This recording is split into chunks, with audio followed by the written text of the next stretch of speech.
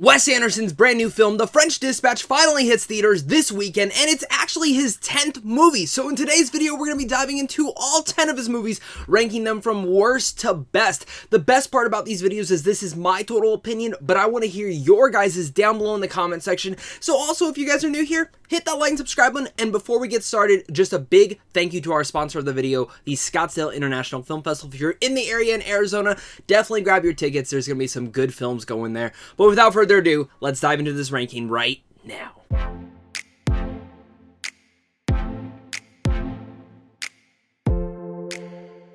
At my number 10 is easily Wes Anderson's weakest movie, The Darjeeling Limited. Now, for some reason, this movie did not connect with me at all. I was pretty excited going into this one. Short runtime, great cast, and also just a really excellent concept about three brothers who have not spoken to each other in a while, finally coming back together to go on this train adventure with one another to rejoice and come back together after their father's passing. Now, you have a great cast here in the likes of Owen Wilson, Adrian Brody, and Jason Schwartzman, and their chemistry is off the top great. But for some reason, this is the one Wes Anderson movie that feels its length. It's an hour and a half. It feels nearly 2 hours. The movie itself has good concepts to it, but it feels a bit repetitive in its instances. I liked what the movie was going for, but at the same time, it just never hit the stride that I thought it would.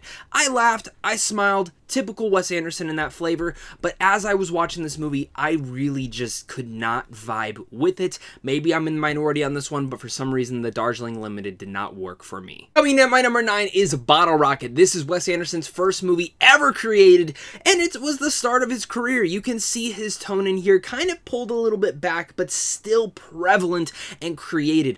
Owen Wilson, great in here. I think this is absolutely probably like top 10 one of his roles ever. I love how he has this kind of torque to him, and it was a little bit different than I would expect from his character. Also in here is Luke Wilson, which they're not related from my understanding, but the thing I love about Luke Wilson was their dynamic and the way that this movie kind of spoke on mental illness. But in the center of the story, this is a heist film. Yes, Wes Anderson did a heist film back in the day. If you haven't seen this one, it's charming, it's delightful, and it's really cute. But at the same time, it's really adventurous, and when you actually get to the end of the heist, it becomes an insane amount of fun.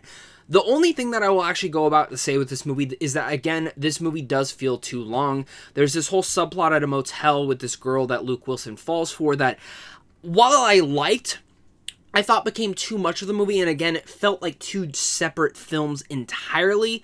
But in general, Bottle Rocket is a fun time. My number 8 is The Life Aquatic of Steve Zissou. Now, I was not really looking forward to this one. I've heard a lot of iffy things on this one, so I've always put it off for the longest time. But goddamn, everyone was wrong about this one. Can we just say how Bill Murray, this is probably one of my favorite roles of his. And honestly, when it comes to Wes Anderson, we talk about weird movies sometimes with him. And this movie might be one of the weirdest. This character of Steve that Bill Murray plays is so eccentric and very blunt and to the point, but he's this guy who runs this entire crew of characters who, you know, there's one point where their ship gets involved with pirates and they have to take on pirates, and there's this whole time when they have to fight off this shark thing, and that's the whole film, is he wants revenge on this leopard shark that no one believes in. He's a director. It feels so personal to Wes Anderson in a sort of way, shape, and form, but in a more satirical manner, and I just ate this film up. I loved the cinematography. I loved all the set design and the production design of it all, especially within the ship and the making of it, and I overall just loved this film, and really much going here and up, I pretty much either really enjoyed the movie to love. The only thing that really holds this film back from being a little bit higher on this list is, again, the length, and I also do think that the film has a couple subplots in here that I wish they would have expanded on a little bit more compared to some of the other plot points in here. There's a whole father-son dynamic in here that I thought was actually one of the key pieces of the film, and while it still is a key piece, there's just some certain things that do hold that back just a hair. I will say, as this film goes on, it gets better and better, and that was the one thing. When I started the movie, I wasn't totally into it, but by the end, I was totally won over. Now, my number 7 is The Royal Tenenbaums. Now, I know so many people have this as like their number one of all times, and this was my first time watching it, and maybe on rewatches, it'll finally grow on me a little bit more, but weirdly enough, while this is at my number 7, still enjoyable, it's also one of the darkest stories that Wes Anderson has told yet. There's some stuff about grief, depression, and really much coming to the inevitability that someone may pass away in your life. And how do you deal with that if maybe that person hasn't been around in your life for too long? Now, there's some twists and turns in here that kind of goes all around in that manner, but for me, the Royal Tenenbaums, the thing that really makes this film work is the cast and the eccentricness of it all, and in general, how they're able to bring all these families to life. When you have the likes of Gene Hackman playing the father of all these kids, you have Ben Stiller as one of the kids, Gwyneth Paltrow, Luke Wilson, Owen Wilson once again, they're all so great in their roles, and they all work, and their chemistry is firing on all cylinders. And the thing I loved about this is this family really does feel like a dysfunctional family. In a sense, if you're a fan of Modern Families, I look at this as being like one of the original versions of Modern Family. Enjoy this film for what it is, but it's one that I think I need a little bit more time to sit on, because it just, the first time I was sitting there, I was like, this is good, but it's not great like everyone talks about it.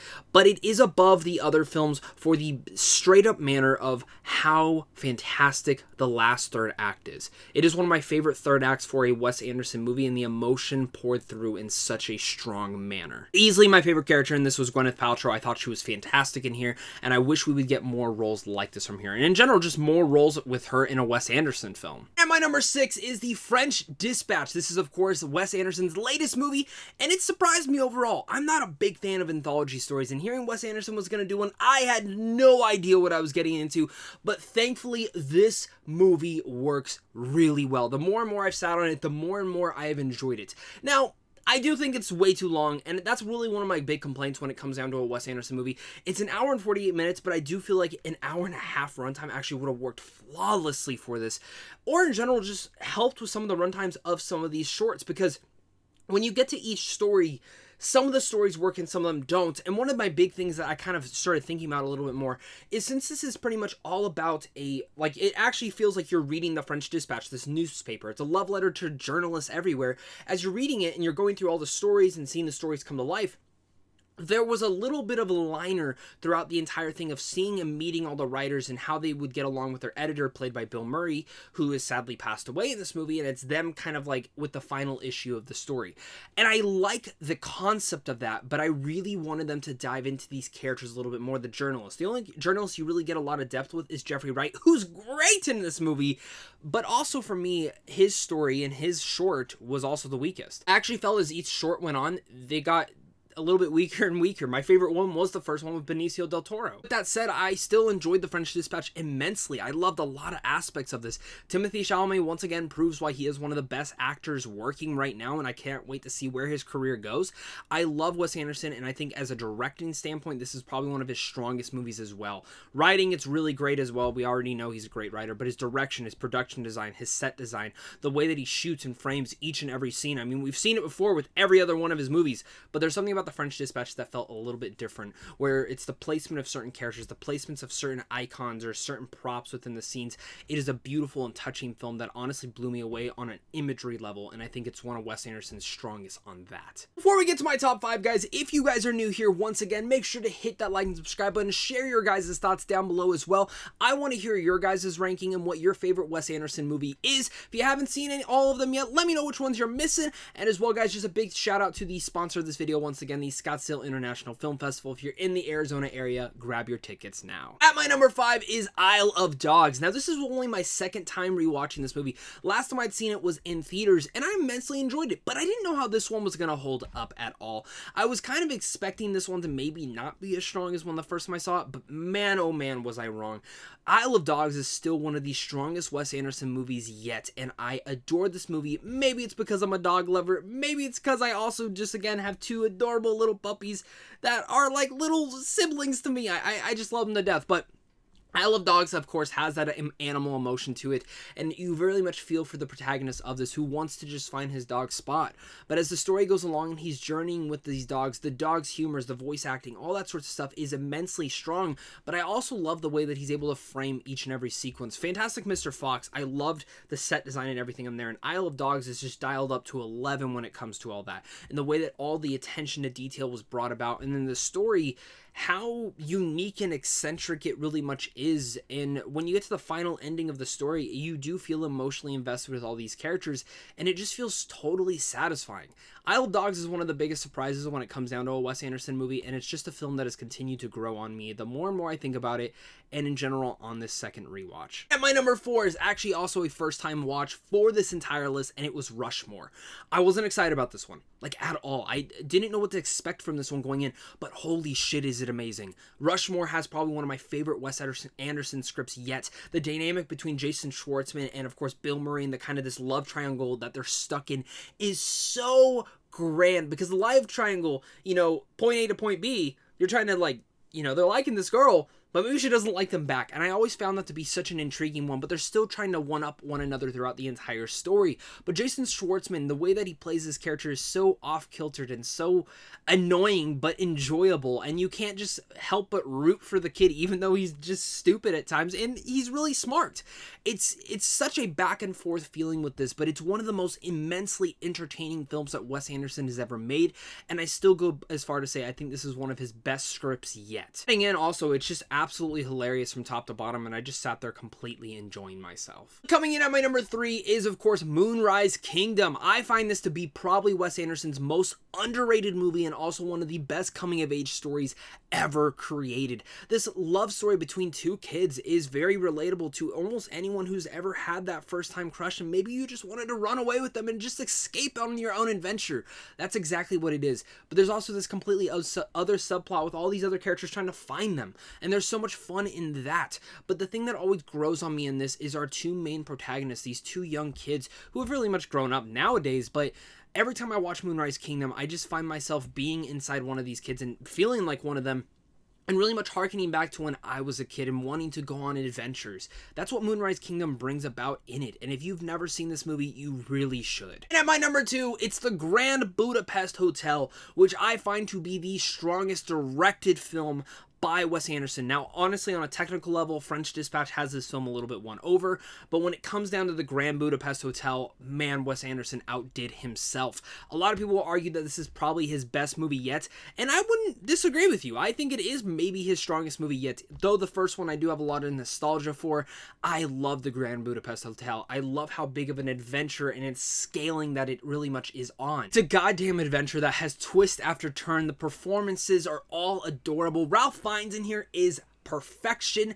Tony in here as well, Tony Rivoli, I think he is also great, and their chemistry with one another just works in strides. Really much, we know Wes Anderson has this delightful charm to every single one of his movies, but there's something about the Grand Budapest Hotel that just wins me over in every single manner. I think this is absolutely his first big perfect movie that I almost have zero issues with, and every time I have a feeling that I just need a good adventure film and a good twist and turn mystery all the way through, Grand Budapest Hotel has that up my back. I love this film to death, and I'm sure many of you guys do as well. And of course, at my number 1 favorite Wes Anderson film of all time, it is Fantastic Mr. Fox. I really never see this one changing. I have a lot of nostalgia for the original book, but of course this movie as well, the stop motion is perfection in here.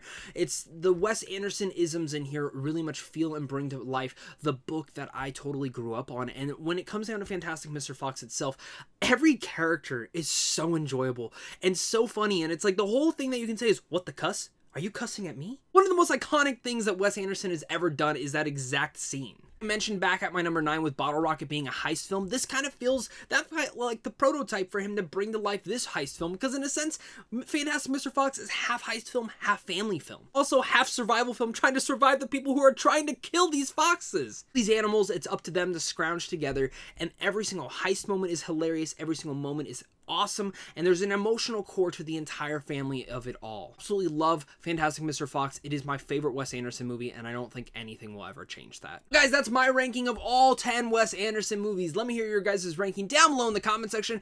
I'm sure throughout this video you heard a lot of the same things. Charming, delightful, Wes Anderson's a great writer, because he is. But a lot of these films I feel like hit on a little bit of a different level when it comes down to emotion and length. The top 3, I never really truly feel the length on them, but Wes Anderson is truly something to always watch. If you've never seen one of his movies, you absolutely should treat yourself, and maybe he'll become one of your favorite directors. Of course, my name is Zach. Thank you once again for watching this. Go check out the sponsor of our video, once again, the Scottsdale International Film Festival. Head on over to Sandwich on Films on how to see films early, and of course, it's a big thing to you and a big thing to my Patreon supporters, because without you, I wouldn't be able to do this. So, of course, until next time, stay classy.